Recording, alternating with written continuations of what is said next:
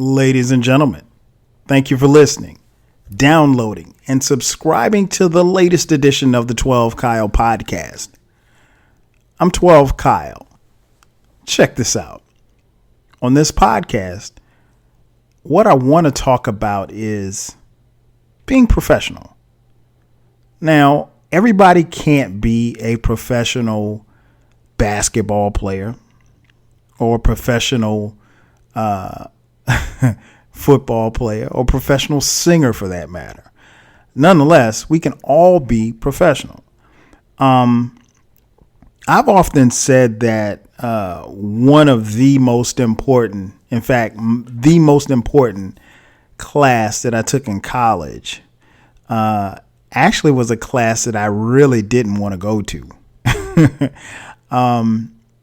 As many of you know, I am a proud alum of South Carolina State University.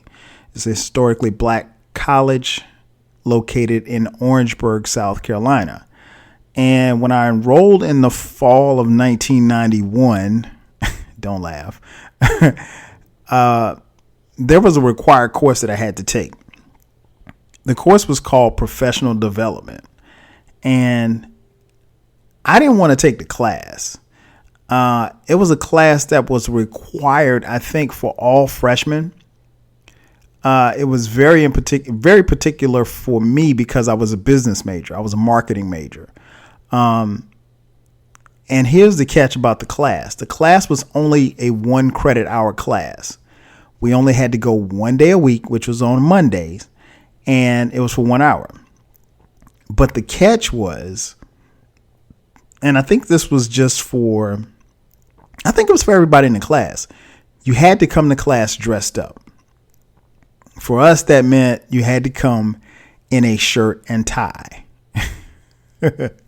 So picture going to class on a 95-degree day in Orangeburg, South Carolina, in a shirt and tie.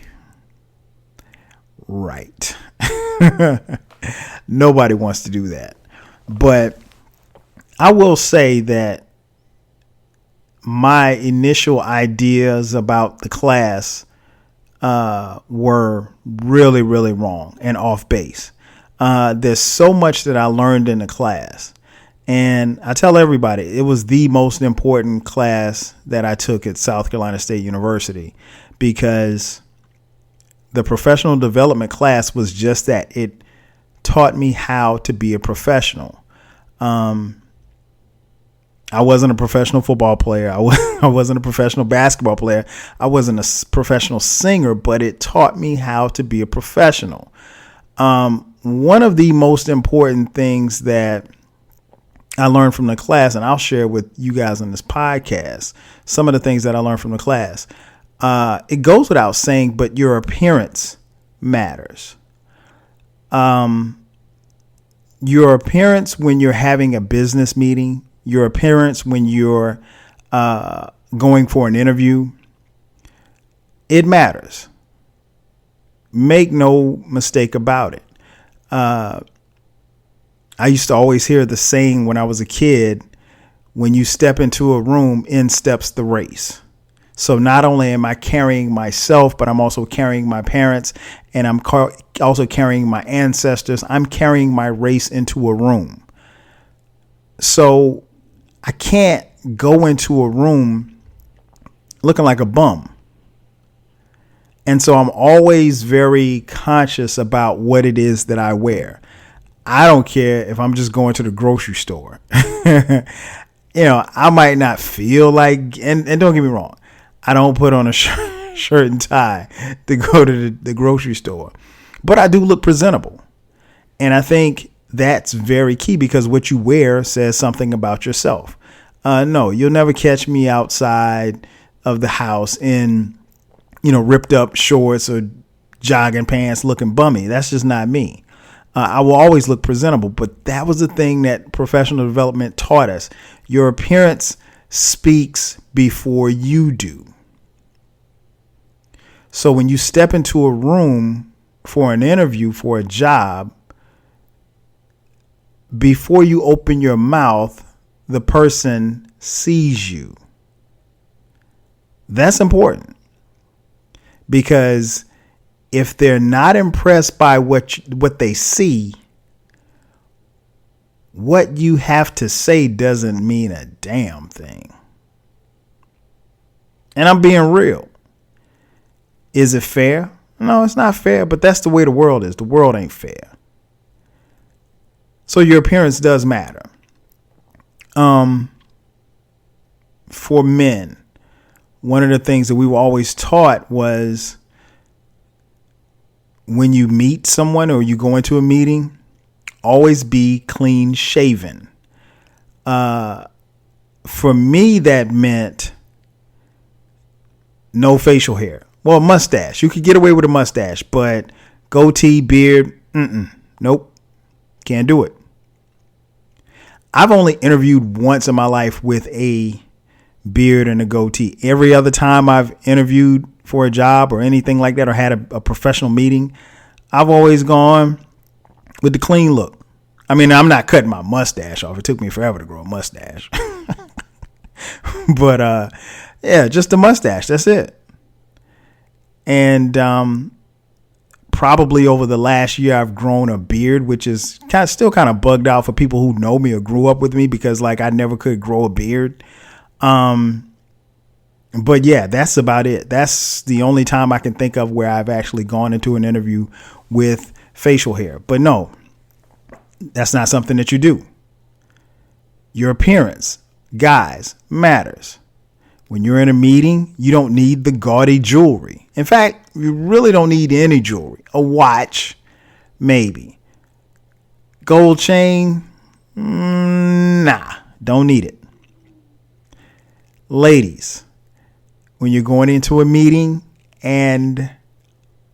or let's say an interview, perfume, preferably not. You could offend someone else's nose by your fragrance. That's just a simple fact. But that's a part of being a professional. Again, your appearance says a lot. Ladies, the skirt can't be too short. How short is too short? You know what a too short skirt is. But again, ladies, what you wear says something about you. So your appearance, if you want to be perceived as professional, you have to look the part. Cleavage, nah, son. And I understand some of you ladies are more blessed than others. I get it, right? But your appearance says a lot about you. It's about how you handle that cleavage. If you're going into a meeting, nobody's going to take you serious if you got the girls hanging out. I'm sorry. It's not going to happen. Always keep in mind that your appearance matters, but it must matter to you first. I don't have any earrings. I don't have any piercings anywhere in my body. But I also came up in an era where it wasn't necessarily cool to have earrings and go into an interview. But that was, years and years ago. So when I took this professional development class, this was 20 plus years ago. So times have changed. Can you get by with earrings now in a meeting or in an interview? Sure. They might not say anything. Tattoos, they should not be visible. Period, point blank. If they're on your hand, if they're on your arm, if they're on your face. Well, I don't know how you can hide one on your face. You shouldn't have any tattoos on your face. But I digress. In fact, I'm not even a fan of the tattoos behind the ears. That's whack. But, it's a thing, I guess. Nevertheless, your appearance matters. That's how you be professional.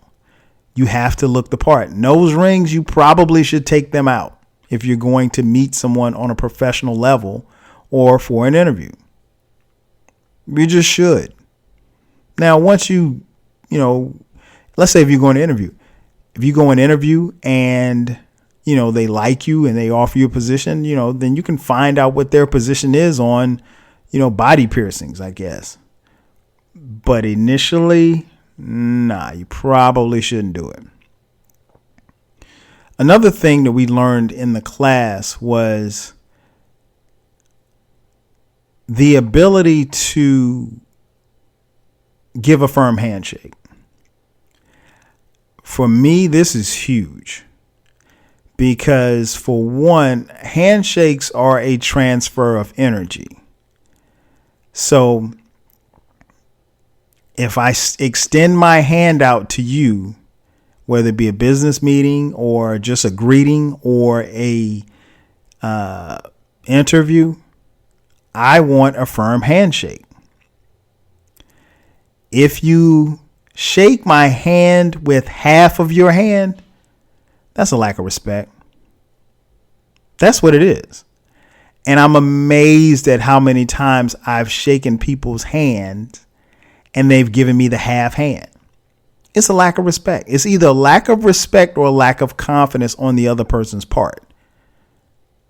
First and foremost, when I step in any room, I'm extremely confident, no matter what, no matter the situation. And I think you should be too. But one of the ways that you can tell someone's level of professionalism, if they don't greet you with a firm handshake, either one or two things have happened. Either they're insecure or they're intimidated by you. And if you're going in for a business meeting or an interview, that's not a good thing. It's not your problem, but it's not a good thing. But yeah, I hate a soft ass handshake. I really do. So, ladies, this goes for you too. Firm handshakes. Firm handshakes go so far. And people will respect you for it. Where they won't respect you is if you give them some little half-ass handshake. That's not cool. Another thing we learned in the class, which is very instrumental, I think, is giving people space. And what I mean by that is that, particularly when you're in a business meeting or an interview, or just even having conversation with people, there should be at least 6 inches between you and the next person. Maybe more. But you don't want to crowd someone's personal space. Have you ever been, kicking it wherever you work, and someone was standing and they were talking to you and you just felt like they were just too close to you? And they were in your space to the point where you had to kind of take a step back. That ain't cool. It's not cool at all. I know from personal experience, when you're meeting with people from other cultures, that could be also a sign of disrespect if you get up on them like that. Don't do that. Don't do that at all. Part of being a professional is you have to make sure that there's space between you and that other person. You and I can carry on a conversation without you being in my personal space. Trust me, there's only a couple of people in this world that I really, really want that close to me. And if you ain't family or friends, you don't need to be up on me. Hell, some of us don't even want our family or friends that close to us, to be honest. But yeah, make sure that you give people space. And another thing that we learned in the professional development class was body language. Body language goes so far. And not only does it go far in your professional life, but also your personal life as well. For example, I remember being in an interview and I was interviewing this young lady for a position. And it seemed like the more that I talked, the deeper she sunk into her seat, to the point where her posture just wasn't like, she wasn't even sitting upright for the interview. If you're slumped over in your seat at an interview, I'm guessing that you really don't want the job or you're not interested in what it is that we have to say. So suffice to say, she didn't get the job, but her body language was just awful. No, you talk to people, you look them in the eye, and you keep good posture. You never fold your arms during a conversation, because that means that you're either defensive or you're intimidated or insecure or all of the above. So yeah, body language goes a long way. Looking people in the eye, use your facial expression, raise your eyebrows to show interest. Don't bat your eyes, ladies or guys, but that's part of being professional. Because when you raise your eyebrows, you let people know that, hey, I'm hanging on to every word that you say. And if you're listening, that's important to them. And it shows that it's important to you. So yeah. Again, these are just some of the things that I learned in that class. And that class was so instrumental and it helped me so much in life. Being professional. We all can't be professional athletes. We can't be professional singers or whatever the case may be. But we all can be professional. Because again, it says more about us the more professional that we are. If we have a great appearance, if we give a firm handshake, if we create space in between us and the other person, if we have great body language, people can only assume great things about you. And that might be a little bit more helpful for you securing that business deal or securing that job for that interview that you just nailed. It goes a long way, trust me. And I'm amazed at how much I learned in a class that I really didn't even want to go to. That's going to do it for me. Thanks again for checking out the latest edition of the 12 Kyle podcast. I'm your boy 12 Kyle. We'll catch you guys next time. 5,000.